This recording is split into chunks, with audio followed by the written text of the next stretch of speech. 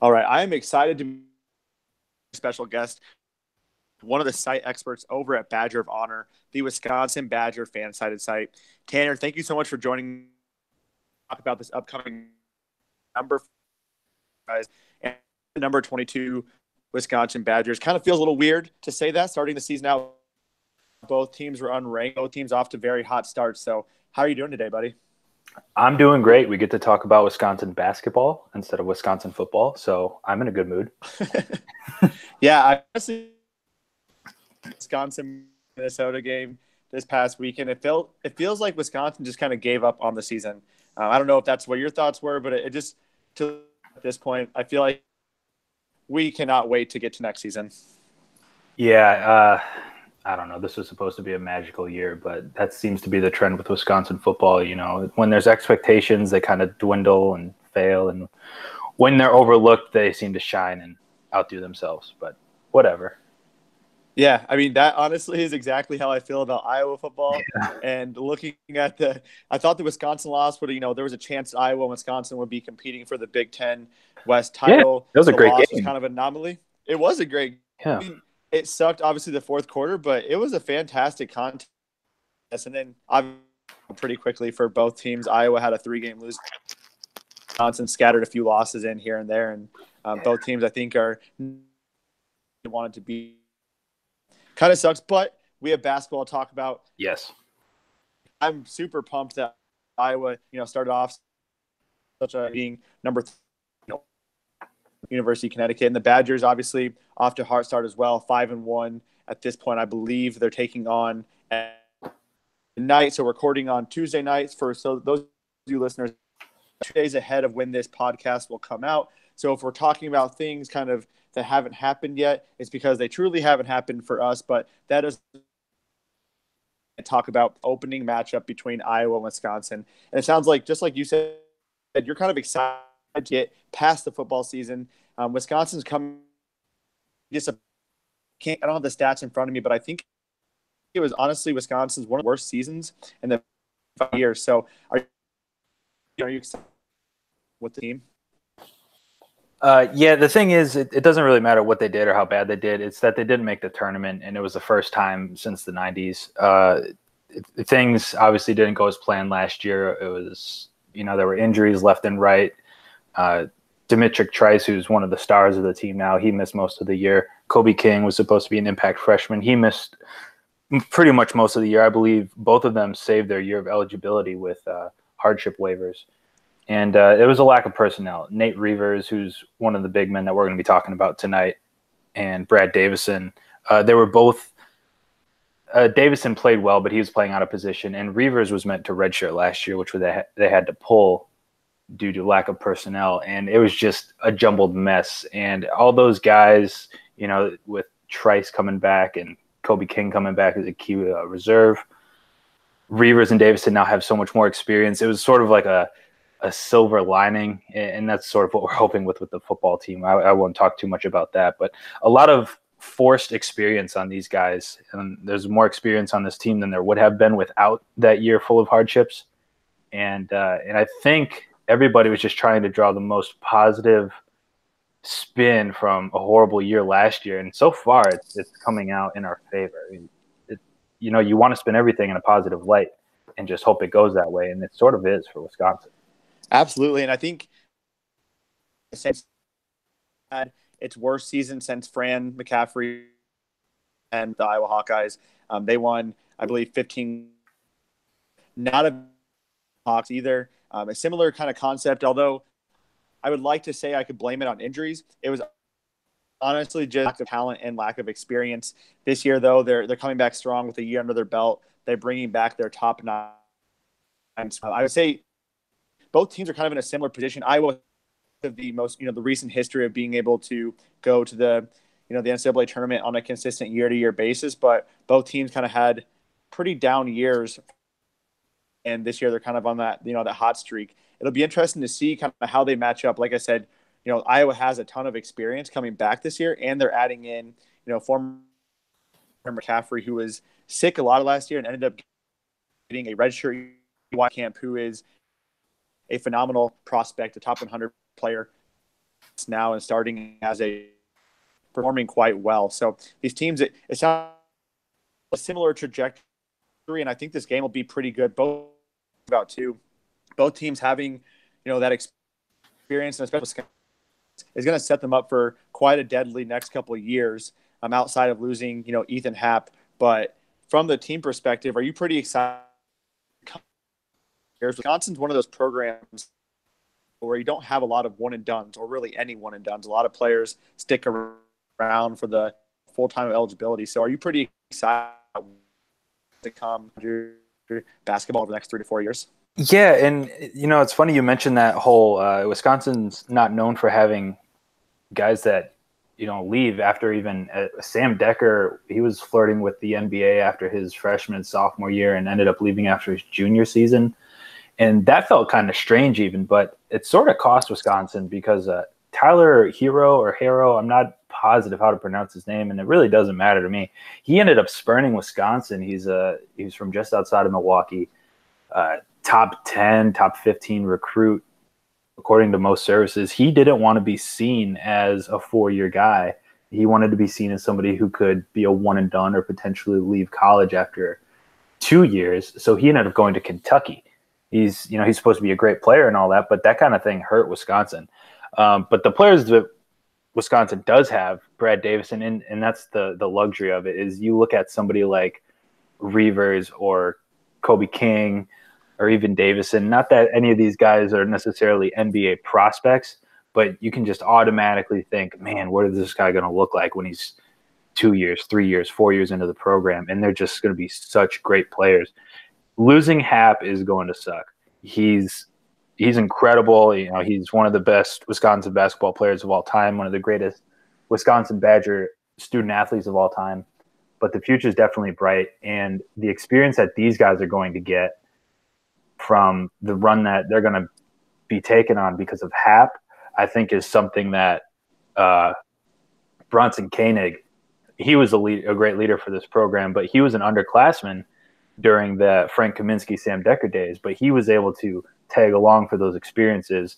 And leadership wasn't forced upon him.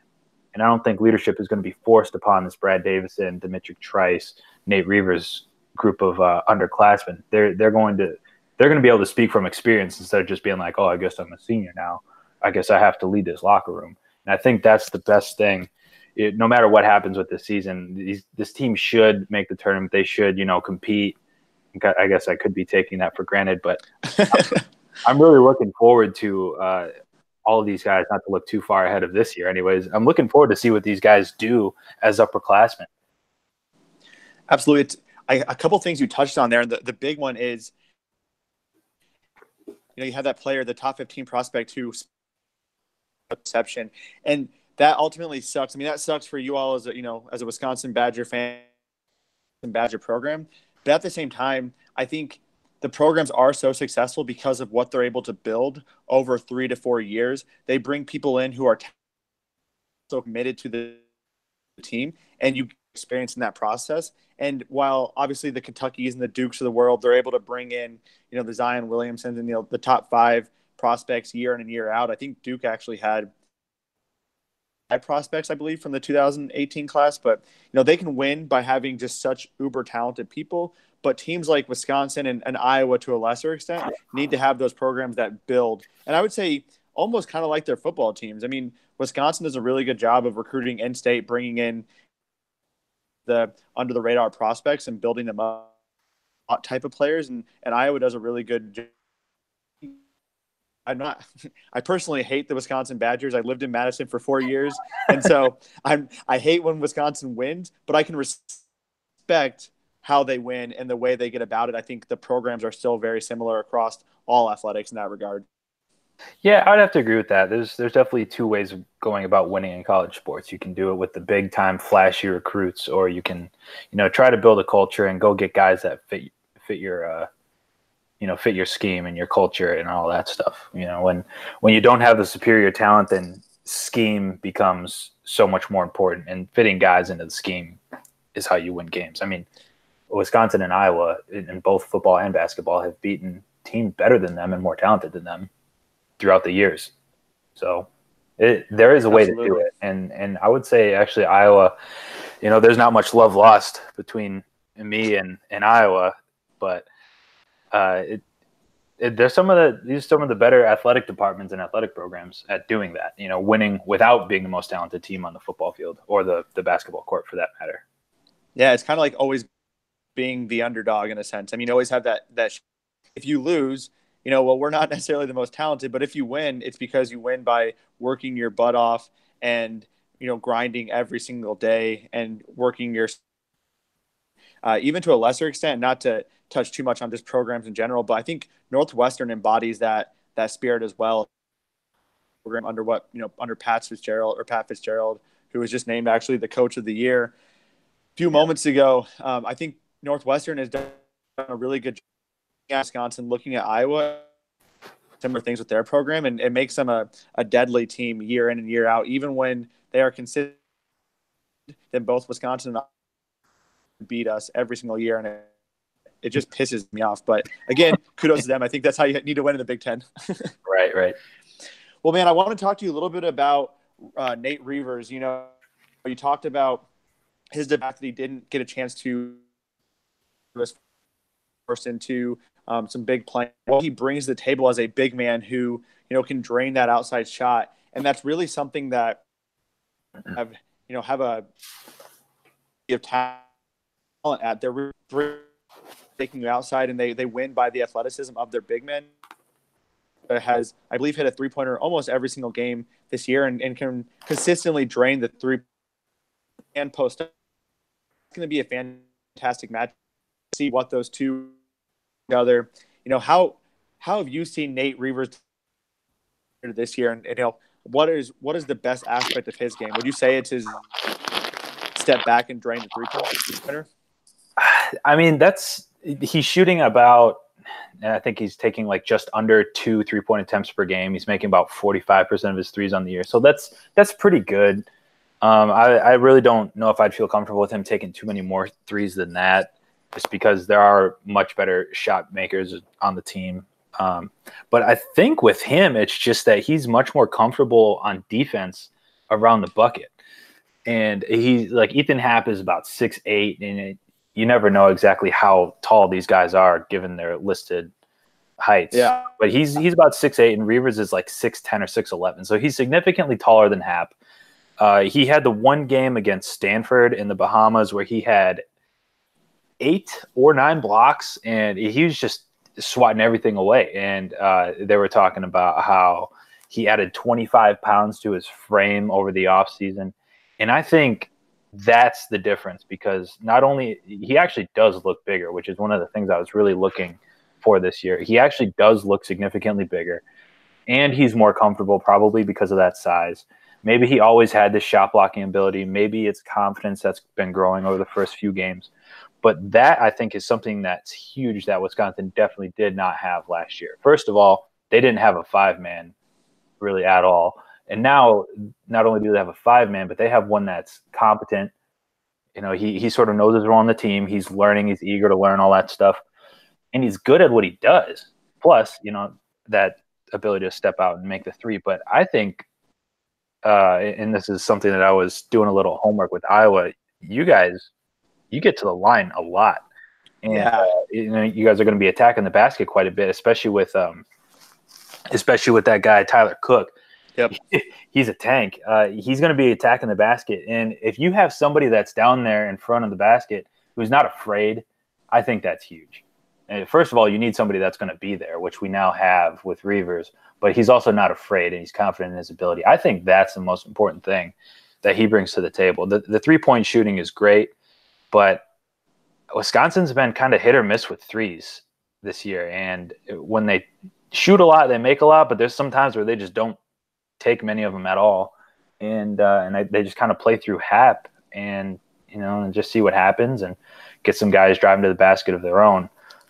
So the 3-point shot is always nice, but I really love that we have a rim defender down there now.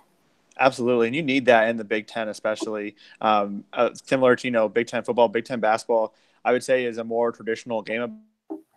The other thing I wanted You talked about Tyler Cook, and it's really interesting to see these matchups, right? Because Tyler Cook and I feel like Ethan Happ are, Ethan Happ is obviously the Johnson, and I would say arguably Tyler Cook is the number one player on Iowa, and then obviously you have Luke Garza at center, and they both, they kind of match up very similarly to the bat. You have Luke Garza, 6'11", can shoot the three, similar, to what you're saying. He doesn't always go back there, doesn't shoot a ton of threes, but he makes them on a relative.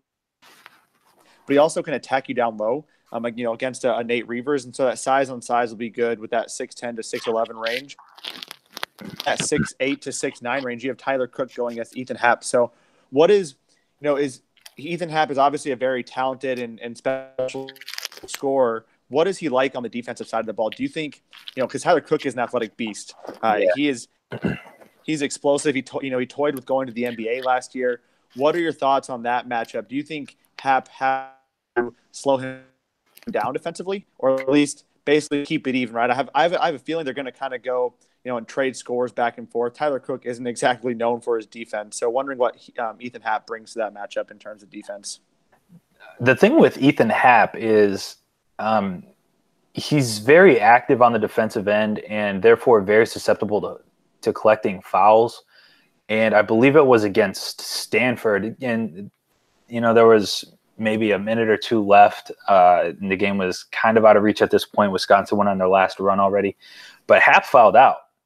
And he's maybe a little too handsy, but because he's so good, he gets away with a lot of steals and a lot of blocks. But against somebody like Cook, who's going to be moving a little bit faster and going to be just a little bit stronger and a little bit more vertical, that might not be good enough. And that's going to be a really good matchup to watch, is specifically Happ and how he guards him, because I agree with what you were saying, is Reavers is a good matchup for your other big guy, and they're going to be playing their own game, inside out, and who's going to outdo who there. But how Happ guards Cook that could be, believe it or not, that could be an exploit for Iowa, just because Khalil Iverson, I don't know if he's going to be big enough. He's certainly athletic enough, but I don't know if he's big enough, because isn't Cook listed at like 250 pounds? Like he's a tank. Yeah, I'll actually get the numbers up right now while you're talking to get. Yeah, he's a big guy. I really don't know who else could match up with him, or even keep up with him for that matter, besides Happ. And if Happ gets into foul trouble, which I'm sure Cook is going to be trying to do to him, why not? If you can get the other team's star in foul trouble, that's great, right? Yeah. So I think that's something that Iowa should definitely look to do, and that's a more likely outcome than I like to admit, I think. Just because he's not going to give up those easy drives. He's going to try to make a play just about every time. And he might not get, he might not be so fortunate to get away with so few fouls. I know that, Iowa does do a really great job of getting to the line. I feel like they're averaging around free throws a game. It's almost absurd how often they're getting to the line. Yeah, I saw Iowa shot about 180 free throws on the year, and Wisconsin's opponents have shot only 80 on the year. So huge disparity there. That's the thing, is Wisconsin will be disciplined on defense, but who knows if Iowa is driving that. Iowa is definitely the best team other than Virginia that Wisconsin has played or will have played this year. So that things could be. We could be in for a very unpleasant surprise, and who knows? Maybe Iowa, like one of those two styles, is gonna win out. Either Iowa's gonna get to the line a ton, or they're not gonna get to the line at all. And the way Cook plays, I think it might lean a little in your favor on that end. And that's honestly I feel like that would be probably one of the biggest matchups and things to watch, because Iowa is, once they get to the line, they're effective at making those free throws. They have a pretty good free throw shooting team. So when they get those free points and build, we get the and one type buckets and stuff. So that'll be an interesting match. On the guard and the wing side of things, Wisconsin actually matches up pretty well. Iowa has and size from the wing perspective. Connor McCaffrey go hand into the shooting guard. So, from an perspective, starting lineup. I was 6 foot, so he's the shortest person on. Brad Davison, though, is 6'3", and Khalil 6'5", and then Kobe King is 6'4". So you have a size at guard position while on the defensive side of the ball, getting into the lane. Yeah, the thing with Trice being so small is I really wonder. I didn't like him so much at the beginning of last year, just because I thought he might have been a little too small and therefore a little too quick to settle for shots. But he's been making tough shots at a really high clip this year. And as long as you're able to get shots off, I think maybe that's what went wrong against Virginia. Was their defense was a little too physical, and there wasn't enough room for our guards because there's some size there. But I think outside of Bohannon, Iowa's got some pretty good size. Like they're kind of like 6'5", 6'6" across the board for the most part. Yeah. And I think Wisconsin's actually going to be at a size disadvantage too in the backcourt especially. And I don't know how physical your guards are going to be with our guards, but that could definitely be – if you're forcing Trice and Davison to take tough shots all night long and whatever you're going to do with Hap down low, forcing him to make tough shots, I'm sure, with double teams and all that. I'm a little concerned with the undersize there. I really hope Kobe King, he's a bigger guard. Brevin Pritzel, he's got some size. He's more of a shooter. We just need more contribution to come from the Wisconsin backcourt, which we haven't gotten so much this year.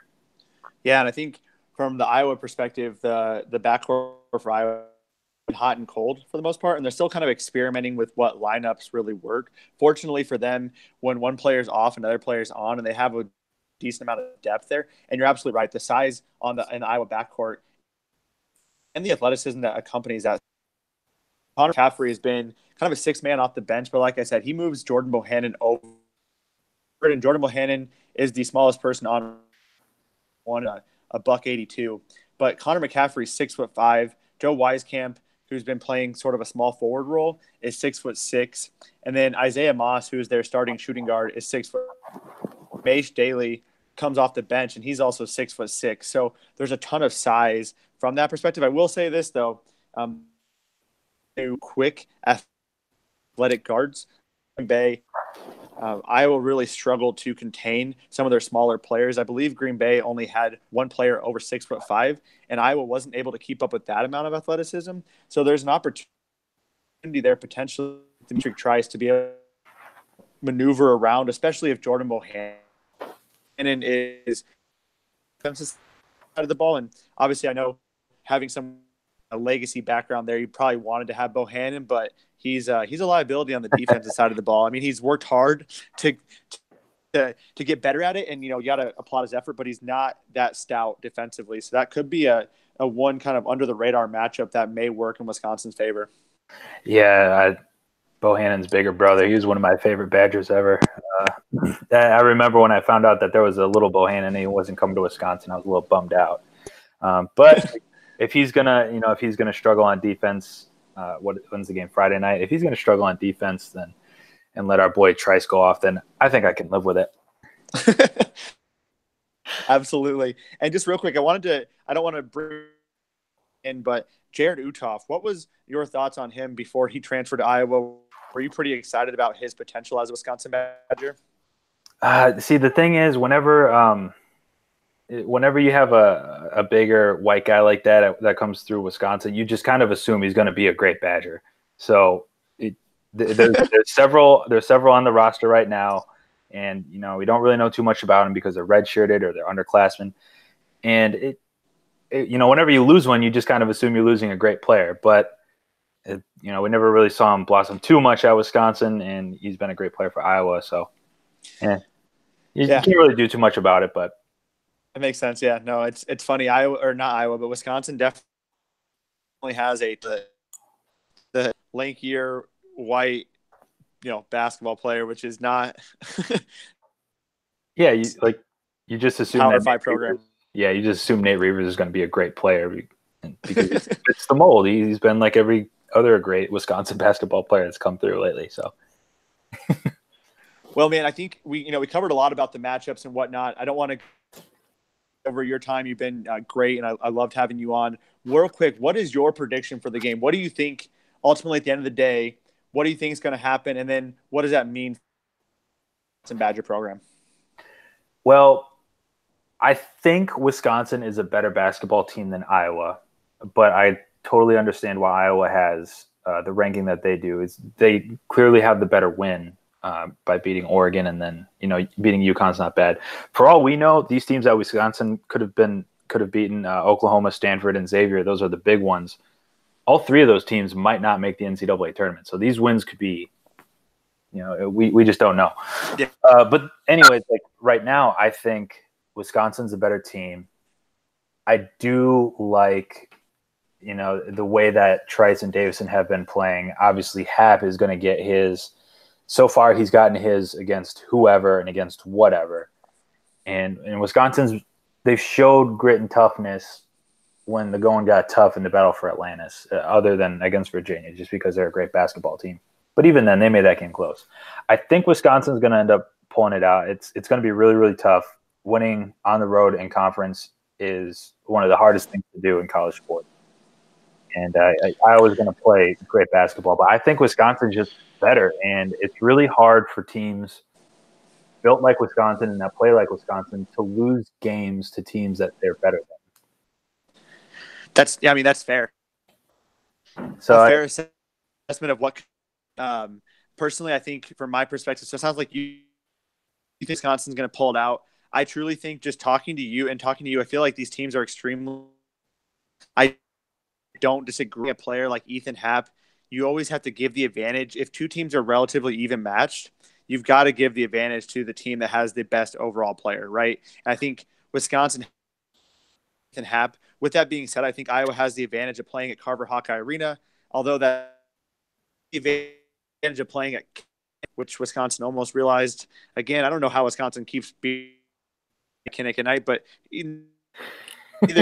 I think it will be a close game. I want to say Iowa's going to pull it off. I do think when Iowa goes to Madison, that game, I feel like it's split between the two. And honestly, I feel like that's going to be a lot of games this year in the Big Ten. And the Big Ten is loaded. Be each team eating each other and essentially cannibalizing win. I think Iowa can. I think it's going to be a really good match. It'll be whether Iowa can get to the line or not. Yeah, the thing is, it's no matter who loses this game as of right now, it's not going to be seen as a bad loss. Both teams, I think, are seen. They're obviously ranked. I think both teams are seen as tournament teams, teams that could potentially make noise, or at least they're going to be in that second tier in the Big Ten if it's Michigan and Michigan State in Tier 1.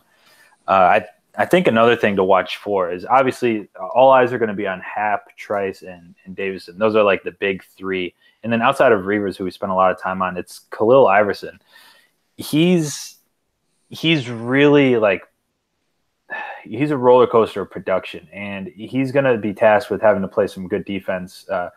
It might be against Weiskamp, and that's going to be fun to watch because that's going to be, I believe, Iverson's a fifth-year senior, so super upperclassman versus an underclassman, and that's going to be a matchup to watch. I think whoever wins that one, that's going to be the extra bit of production that's going to help out the winning side ultimately.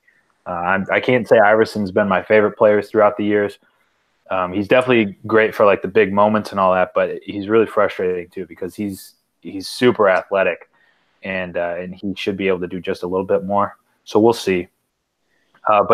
In the end, you really can't be upset with whatever result you get out of these two teams. As long as they play well and the game's tight, it's not going to be a bad loss either way. That's my feeling, at least for the football game too, or at least the football game, a couple earlier in the season. I think, like I said, if they can keep it close, that's huge. I think, like you said, it won't really matter at the end of the day as long as it's close. Hopefully Iowa comes out on top, but we will find out on Friday night when Iowa opens up their Big Ten slate against Wisconsin. Tanner, thank you so much for jumping on the call today. I really appreciate it. It's been great having you on. Hopefully we can do a few more of these maybe later in the season when Iowa heads to Madison to take on the Badgers. We can have another little call and talk about this through another podcast. But real quick, before I let you go, wanted to make sure the folks that are listening know to check out dearoldgold.com, all of your Hawkeye analysis on Fansided Network, and then also check out badgerofhonor.com. That is where you can find all of your Wisconsin Badger news. We have some good collaboration pieces coming out between myself and Tanner and his co-expert Sam. So we're going to have some good Q&A type stuff, some good articles coming out about what to expect for the game, in addition to obviously listening to this podcast. So Tanner, thank you again for coming on. Any last words before we end the podcast? No, you pretty much got it all. I just wanted to say thank you for asking me. It was a ton of fun. I hope I gave all the insight to your Hawkeye fan followers and listeners that they could want, and they go into the game, a bit more educated. Absolutely, man. I mean, the session was eye-opening for me as well. I'm even more pumped for this matchup. So I'll be glued to the couch Friday night watching this game take place. So makes me want to win it that much more. yeah. I mean, that's how I felt after the football game. After talking to you, I was like, oh my gosh, like we need to win this game. But it gives a little bit more. So I think it will be good. We'll talk a little bit more later in the season. And like I said, check out both of our websites. We have awesome content, whether it's basketball, football, or what have you. You can find awesome stuff on both of our fan-sided websites. So Tanner, thank you again for jumping on. Have a great night, buddy. And hopefully Wisconsin can beat NC State tonight. Yeah, for real. All right. Thank you. No problem. Luck.